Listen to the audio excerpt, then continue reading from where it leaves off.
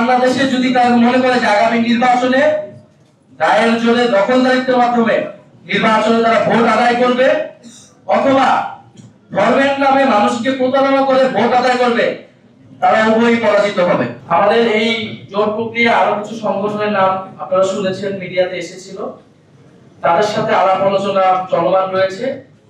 আমরা মনে করি আরো অনেকগুলো দলের সাথে আমাদের এবং আরো অনেকগুলো রাজনৈতিক শক্তির সাথে আমাদের আলোচনা চলমান রয়েছে। আমরা চাই যে জুলাইয়ের শক্তিগুলো যারা পরিবর্তনের পক্ষে আছে, যারা পুরাতন রাজনীতির পথে যেতে চায় না, তারা আমরা ঐক্যবদ্ধ থাকবো এবং এই নির্বাচনে আমরা একসাথে এই প্রত্যাশা আমরা রাখছি। আমরা কিছু উদ্বেগ আজকে এই সংবাদ সম্মেলন থেকে প্রকাশ করতে চাই। আপনারা দেখেছেন মিডিয়াতে, এটা সোশ্যাল মিডিয়াতে এটা এসেছে যে এবি পার্টির সাধারণ সম্পাদক ব্যারিস্টার ফুয়াদ ভাই, ওনাকে বরিশালে ওনার নির্বাচনী প্রচারণার সময় ওনাকে হেনস্থা করা হয়েছে, নির্বাচনী কাজে বাধা দেওয়া হয়েছে এবং লক্ষ্মীপুরেও আসম আব্দুল্লাহ ওনার যে নির্বাচনী আসন সেখানেও ওনার স্ত্রী তানিয়া রবের যে নির্বাচনী প্রচারণা সেখানে বাধা দেওয়ার চেষ্টা করা হয়েছে, অফিস ভাঙচুর হয়েছে।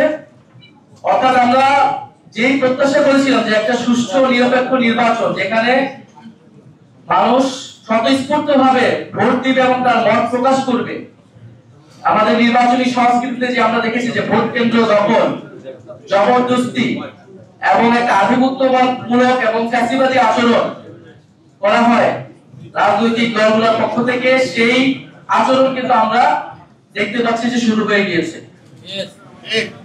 আমরা বলবো যে এই প্রক্রিয়ায় দেশ চালাতে গিয়ে, নির্বাচন করতে গিয়ে কিন্তু একটা দল এই দেশ থেকে বিতাড়িত হয়েছে।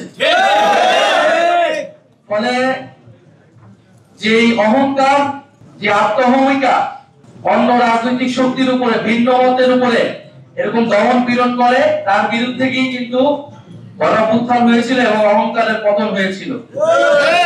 ফলে এই বাংলাদেশে যদি তারা মনে করে যে আগামী নির্বাচনে দায়ের জোরে দখলদারিত্বের মাধ্যমে নির্বাচনে তারা ভোট আদায় করবে অথবা ধর্মের নামে মানুষকে প্রতারণা করে ভোট আদায় করবে, তারা উভয়ই পরাজিত হবে।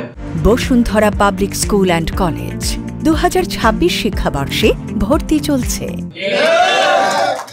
আমরা মনে করি বাংলাদেশে যে তারুণ্যের শক্তি, পরিবর্তনের শক্তি উত্থান করেছে, তারা জনগণ তাদের পক্ষে থাকবে। আমরা আজকে এই ঘোষণা করলাম, আপনাদের কাছে সকলের কাছে সহযোগিতা চাচ্ছি যে আমাদের উচিত ছিল এই ঐক্য প্রক্রিয়াটা আরো আগেই হওয়া। এটা আমাদের দুর্ভাগ্য ছিল, আমাদের সীমাবদ্ধতা ছিল যে আমরা ঐক্যবদ্ধ হতে পারি নাই। আমরা পুরাতন পন্থী দলগুলোর সাথে নানা সমঝোতা করে সংস্কার প্রক্রিয়া বাস্তবায়ন করার চেষ্টা করেছিলাম। এটা আমাদের অন্যতম একটা ভুল ছিল। আমরা এখন খুবই পরিষ্কারভাবে যারা সংস্কারের পক্ষে আন্তরিক তাদেরকে নিয়ে আমরা আগাবো এবং পুরাতন পন্থী দলগুলোকে আমরা আহ্বান জানাবো যে আপনারা নিজেদের দলের অভ্যন্তরে সংস্কার আনুন, গণতন্ত্রের পথে আসুন এবং বাংলাদেশ যে পরিবর্তনের পথে আছে সেটার সাথে নিজেকে পরিবর্তন করুন।